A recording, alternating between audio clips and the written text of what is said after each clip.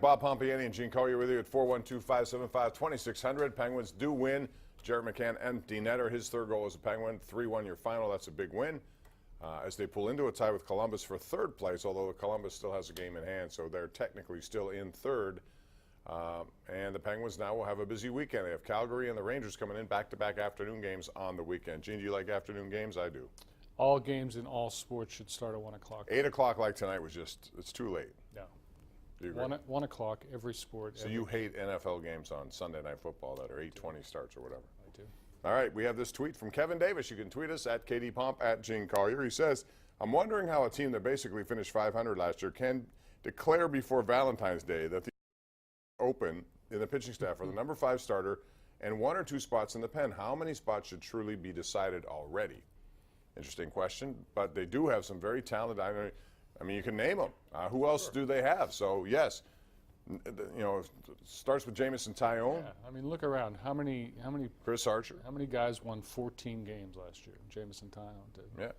Chris Archer was the #1 starter in Tampa. Trevor Williams. Trevor Williams was probably the best pitcher in the National League in the second half.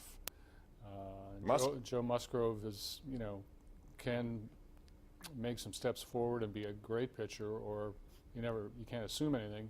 And the 5th starter is everybody's 5th starter is in the same, you know, it's the 5th starter. Yeah, the bigger question is really what are they going to do in the field and who is going to produce power for them?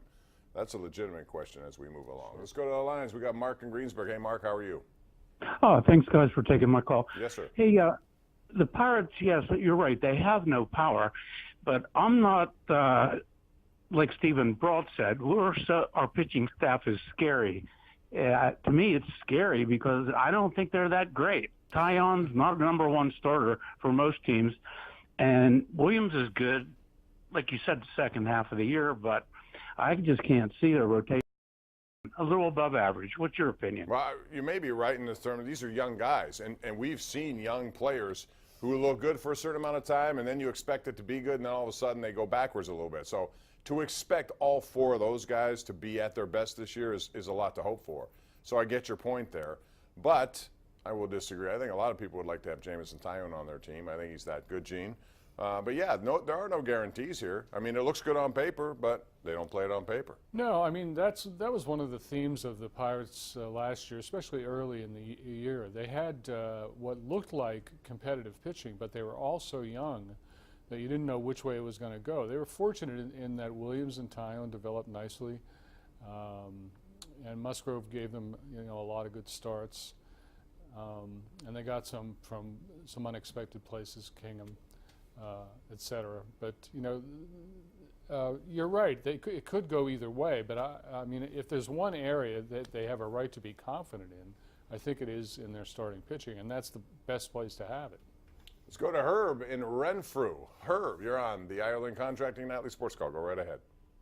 Hey, hi, Bob and Gene. Thanks for taking my call. Sure. Sure. What I wanted to talk about was after reading Joe Starkey's article in the Post-Gazette, I never realized the Pirates and Bob Nutting had so many other avenues for revenue, other than attendance. Attendance is way down on the list, actually. They get a lot from a lot of different sources, is right. But you want the attendance to be better than. Right. And you wonder why turn off so many fans, why it doesn't hurt them that much financially. I didn't realize that. So why doesn't Bob Nutting have a civic duty to try to put a better team on the field and not be so cheap? Other small market teams do it. He should feel ashamed in front of his peers. What do you think? I can't argue with that. No, I mean, there's money there to be spent. And, you know, you can tell me all you want, which they do a lot of, that they have guys who next year are going to be eligible for arbitration. They have guys next year who are going to get pay raises. I get all that. But what about this year? If you're truly in it for what your stated goal is, to win divisions and championships, then you don't wait till next year. And you don't wait to spend the money then. You do something now, especially with the payroll that is really one of the lowest in the majors right now. Yeah, well, I like the point the caller is trying to make, and that is that, you know, Bob Nutting, like Pirate owners before him, should regard this holding as a public trust and act accordingly, instead of just being content to take, you know, whatever money's taken out of it. All right, 412-575-2600. We have Rick in Butler. Hey, Rick. Hey, thank you for taking my call, gentlemen. Good. What's up? 2 questions for you. One, why did the Steelers get rid of their running back coach? Because thought without Le'Veon Bell there, he did a pretty good job with the couple running backs that he had left. I don't have an answer for you there. I don't. Gene, do you? And then the other question is, I just don't like Tomlin as a coach. I mean, with Antonio and Le'Veon, the problems that they had with them. If you had Chuck Noll there, or if you had Cowher there, you would have never. No, this is revisionist history. I understand that, but they had their issues as well, more than you believe. But when you see Tomlin, I mean, he wants to be one of the boys, and he's patting them, and to me, it looks like he wants to be too friendly. You can be friendly, but you can't be a friend as a coach. It's like a boss being too friendly. You know, you have to. I agree that he was to the point where he enabled Antonio more so than Le'Veon. I don't think Bell was a product of anything other than his greed. He wants a lot more money than what they're willing to pay him because he thinks he's two people. Not. I mean, I don't know why that call keeps coming in. Well, I've never agreed with it. I mean, you know, the ultimate judgment on coaches is do they win, and Tomlin's never had a losing season. I don't know what the argument with him is. I will give you that, you know, this business with AB not being a training camp or not living a training camp, that's the first thing that I think that Tomlin has really looked bad on. And really, Colbert and Art in the second half, they don't look good because of it either. But as for Tomlin as a coach, I mean, I don't know how anybody can argue with that. That's what I'm saying. I mean, there are things in today's sports culture that, but the bottom line is right. It's not just him. It's everyone in the organization who allowed that to happen, because once you do, and the Steelers typically don't do that. Yeah. They're not going to blink in one of these kind of, okay, like Antonio Brown's acting right now. He controls this situation. He doesn't control anything. And yet he's acting that way. And the Steelers typically will not let you control it, which is why, Gene, that's surprising to me that thing got so off the rails. Yeah, and that's a symptom of how far it's gone, is that he thinks these things. That's a result of being enabled.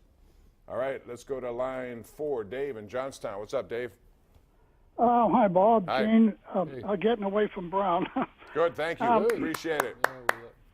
Today I did some research on the Pirates' home pages. Yeah. And the last time they were in the playoffs was 2015. Right. The record was 98-64. Mm-hmm. Their attendance was 2,400,000. Right. Good. Then over the next 3 years, they traded away Walker, McClutchin, that picture of Melican, Cole, Freeze. The last year they ended up at 82-79, and all right, attendance what's the point? was 1,400,000. Yeah, they've lost $1 million. So that's a loss of $1 million in 3 over years. 3 years. That's a lot of fans and a lot of money.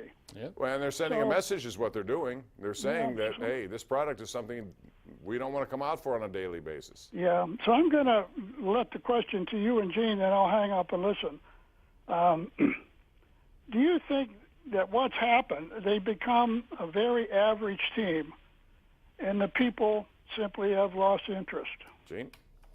Well, sure. I mean, their attendance problems really started with the trade of Neil Walker. They've really never recovered from that, at least from a public relations standpoint. Now, last year they had a winning season, which is good because there aren't that many around. But yeah, I mean, we talk about this every night on this show. The Pirates are, if they were playing for Mike Tomlin, their arrow would be pointing down. All right, we're due for a break here. We have Waylon, Mike, Dave, and Pete all coming up next. We're live right now, as we always are, 7 nights a week with the Island Contract Nightly Sports Call. We'll be right back.